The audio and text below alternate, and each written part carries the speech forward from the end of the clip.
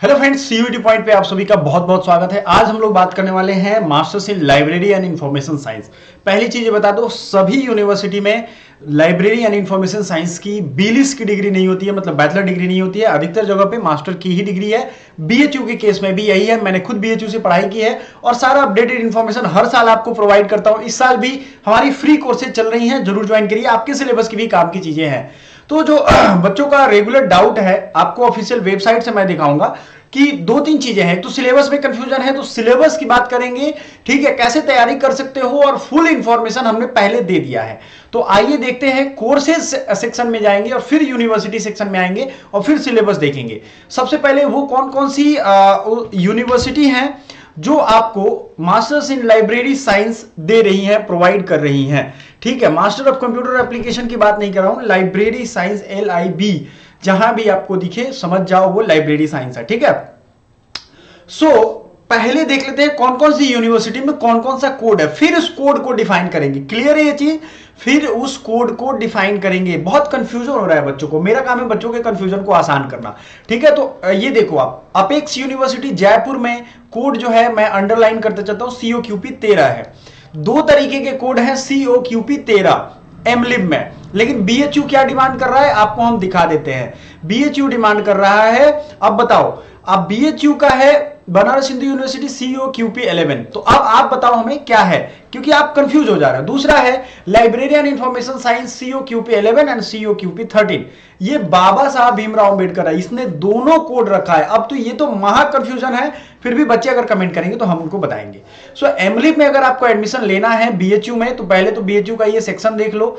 Full detail भी आप देख सकते हो यहाँ क्लिक करके। और आपको हम बता दें 10+2+3 50% नंबर आपके होने चाहिए सारे फाइनल मार्क्स में। ठीक है, मार्कशीट आपके पास होना चाहिए।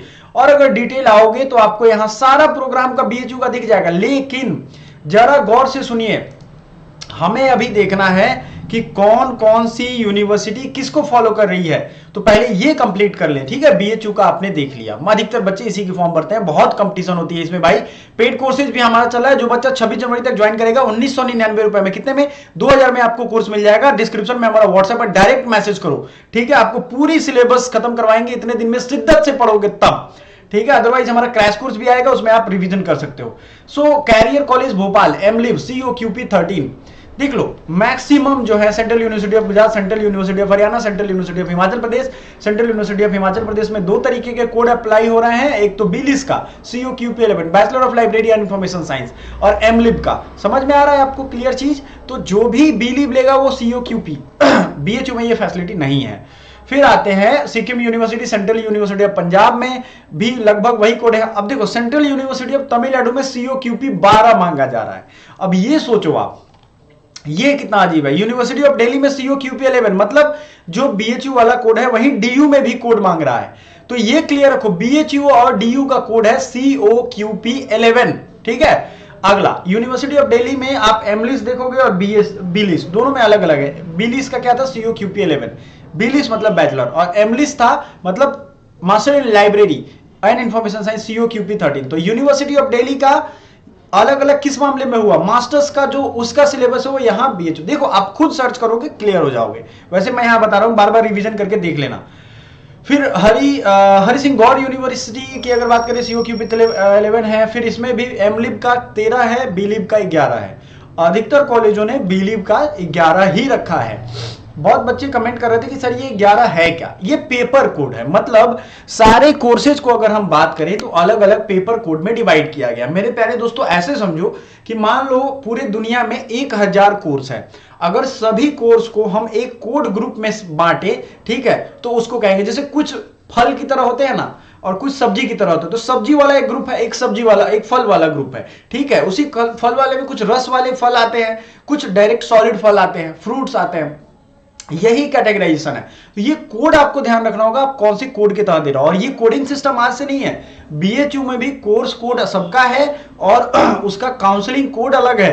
तो ये आज से नहीं है, ये मत समझना कि आज से। तो क्या है, ये आपका पेपर कोड है। अब आपको जो सिलेबस पढ़ना है, तैयारी करनी है, वो COQP 11 में करना है। समझ गए तो कमेंट बॉक्स में लिखो यस सर समझ आ गया, मुझे बड़ी खुशी होती है। गुजरात विद्यापीठ में भी जहां भी बीलिस का कोर्स है COQP 11 है। बीएचयू में ही ऐसी है कि आपको COQP 11 पढ़ना है एमलिस के लिए, क्योंकि वहां यही है। ठीक है, तो अधिकतर जगह Jiwaji university, Maharaj Veer Vikram college, Madhav university, Mahatma Gandhi central university, 2 years M Lib and ISC ये प्रोग्राम है, इंटीग्रेटेड है, COQP 13 है। ठीक है, मणिपुर यूनिवर्सिटी, अब बहुत सारे हैं इसमें, देखो सब लगभग कॉलेज इसमें मिल जाएंगे। University of Jammu Vikram university, central university of south Bihar भी आई थिंक होना चाहिए, तो पौंडीचेरी यूनिवर्सिटी भी है, ये भी आपको COQP 13। तो एक्सेप्ट BHU आपको ये दिख जाएगा, BHU और Tata institute of social science, इसमें भी COQP 11 है। क्लियर रहेगा ये चीज?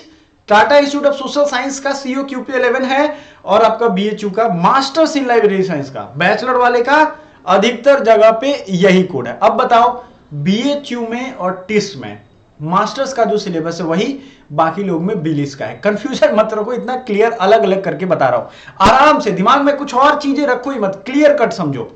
ये हो गई बात। अब बात कर लेते हैं भैया ये COQP 11 की बात आखिर है क्या, ये क्यों बच्चों को परेशान कर रहा है, टॉन्ट कर रहा है, डरा रहा है।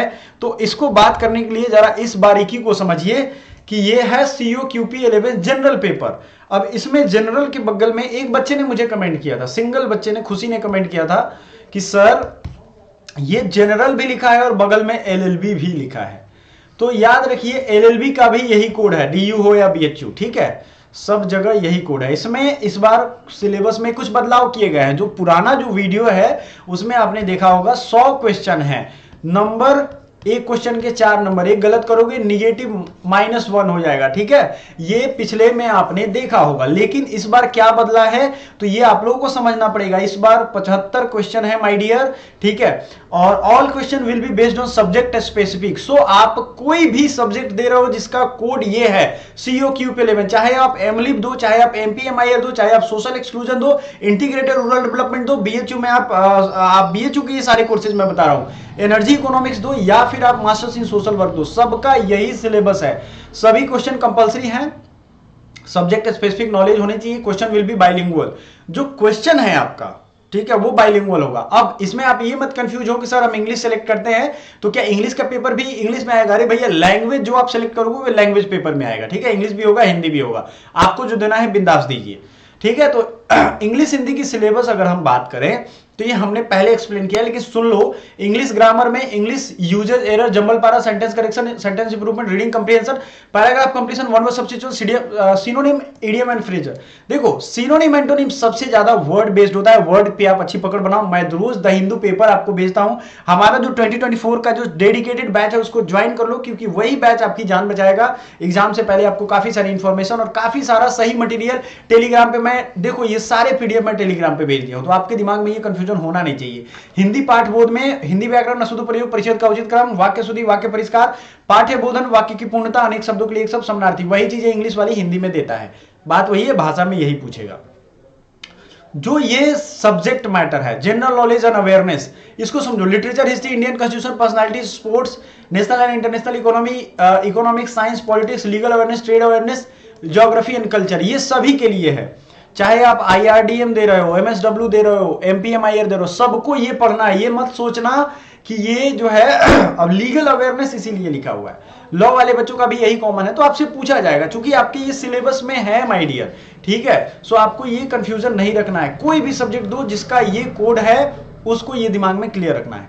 अब आगे आते हैं कंप्यूटर बेसिक। देखो कंप्यूटर हमने स्टार्ट कर दिया है पढ़ाना, आपको हम बता दें कंप्यूटर की अलग प्लेलिस्ट है, तैयारी कर लो। ये जो सिलेबस है ना, इसमें लीगल अवेयरनेस और करंट अफेयर्स सुबह 8 बजे आती है हमारी, और रात में 8 बजे हमारी जीके जीएस की क्लास आ रही है, जिसमें अभी हम पॉलिटी और लीगल अवेयरनेस पढ़ रहे हैं। तो सोचो, और सुबह वाले करंट अफेयर्स में हम हिस्ट्री पढ़ रहे हैं, तो आपका ऑलरेडी हिस्ट्री कंप्लीट हो रहा है, लिटरेचर हम पढ़ा ही रहे हैं, हिस्ट्री में इंडियन कॉन्स्टिट्यूशन समझ में आ रहा है, और sports, personality, national international economy, economics, ये सब करंट अफेयर्स में कवर हो रहा है। तो इतना सिलेबस तो मैं फ्री में आपको यूट्यूब पे दे रहा हूं, तो कोई मतलब डफर लड़का ही होगा जो नहीं पढ़ेगा। सब लोग पढ़ रहे हैं यार, सब लोग पढ़ रहे हैं, ठीक है। साइंस, पॉलिटिक्स, ये सब करंट अफेयर्स में आएगा। साइंस की मैम क्लास लेंगी, उनका क्लास जो है 10-15 क्लास शेड्यूल किया जाएगा, उसमें पूरा सिलेबस आपको खत्म करेंगे, और सब चीज का नोट्स बनाओ। ऐसे मुंह तक्कू लेकर देखना नहीं है, ठीक है, लिखना है सबको, मुंह तक्कू की तरह देखना नहीं है, लिखना है आपको।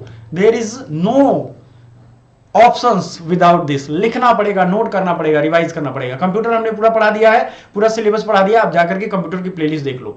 इतना कुछ करने के बाद फ्री में भी पढ़ा रहे हैं, पेड कोर्स भी हमारा बहुत सस्ते में है, ज्वाइन करोगे तो सब चीज तो देंगे ही आपको, बुक वगैरह सब चीज सबका प्रोवाइड करेंगे। General aptitude and logical reasoning की थोड़ा बात करें, ये क्लासेज हमारी 4 PM पे आ रही है, ठीक है, 4 PM पे। इसमें clock, calendar, average simplification, problem, age, number, train, LCM, HCF, percentage, profit loss, partnership, compound interest, ratio, proportion, simple interest, time and work, pipe system, time distance, stock share, discount, banker's discount, geometry, mensuration, set, union, permutation, combination, mixture, alligation, area, volume, surface area. काफी fast बोल रहा हूं क्योंकि बच्चों को slow पसंद नहीं है ना, ये फास्ट फूड वाली जनसंख्या है तो इनको हर चीज फास्ट चाहिए। तो लॉजिकल रीजनिंग की क्लास जो है आप 4 बजे ज्वाइन जरूर किया करो, क्योंकि इसमें हम प्रैक्टिस करना स्टार्ट कर दिए हैं। और याद रखो जो सिलेबस में वो पढ़ना शुरू कर चुके हैं हम लोग, ठीक है। सो आओ, ranking test, linear arrangement, matrix assignment, sequencing, sentence argument, cause effect, sentence assumption, statement conclusion, number series, blood relation, coding, decoding, inference, non verbal reasoning, analogy, symbol based para, direction and analytical reasoning. अब देखो इसमें जो है आपको बहुत सारे ऐसे syllabus हैं जो हम स्टार्ट कर चुके हैं और आने वाले टाइम में करेंगे। कोडिंग, डिकोडिंग हो, नॉन वर्बल हो, वर्बल हो। नॉन वर्बल रीजनिंग मतलब जिसमें फिगर वाले हो, सिंबल इसमें लिख दिया, नॉन वर्बल, इसमें 5 चैप्टर आते हैं, लो पढ़ो। मिरर आएगा, आपका एम्बेडेड फिगर आएगा तो क्या करोगे आप, तो सिलेबस के अकॉर्डिंग तैयारी करना आपके लिए बड़ी जरूरी है। अब बहुत बच्चे कह रहे हैं कि सर इसका हिंदी में सिलेबस दे दो। भैया वो सिलेबस उन्होंने हिंदी में नहीं दिया है, मैं क्षमा प्रार्थी हूं आपके लिए। आपको ये पता होना चाहिए कि सारा चीज मैंने इंग्लिश में पढ़ा है, लेकिन आपको हिंदी में ट्रांसलेट करके बताता तो हूं ना। I will also explain all things in English, लेकिन करता तो नहीं हूं। सो इतनी इंग्लिश भी कमजोर मत करो कि आज की दुनिया में जीना मुश्किल हो जाए। थोड़ा बहुत चीज आप रखो, ठीक है। बाकी हिंदी हमारी जो है एक पूजनीय भाषा है, भाषाएं सभी पूजनीय होती हैं जिससे हमारा काम चले, ठीक है। हर वो भाषा सीखो, 2-4 भाषा अगर जानकारी है ना तो आपको लोग विद्वान कहेंगे, बुद्धू नहीं कहेंगे, ठीक है। सो ये रहा सिलेबस और इसको हमने कर दिया एक्सप्लेन। ये COQP11 क्या था ये भी बता दिया। वीडियो आपको बहुत अच्छा लगा होगा, मुझे पूरा पता है। इसके अलावा भी कोई क्वेरी, डाउट हो तो अभी कमेंट करो, 10 मिनट के अंदर आप रिप्लाई करेंगे। Thank you so much. और पुराना जो वीडियो है फुल कंप्लीट इंफॉर्मेशन वाला वो जरूर देखिएगा। Thank you.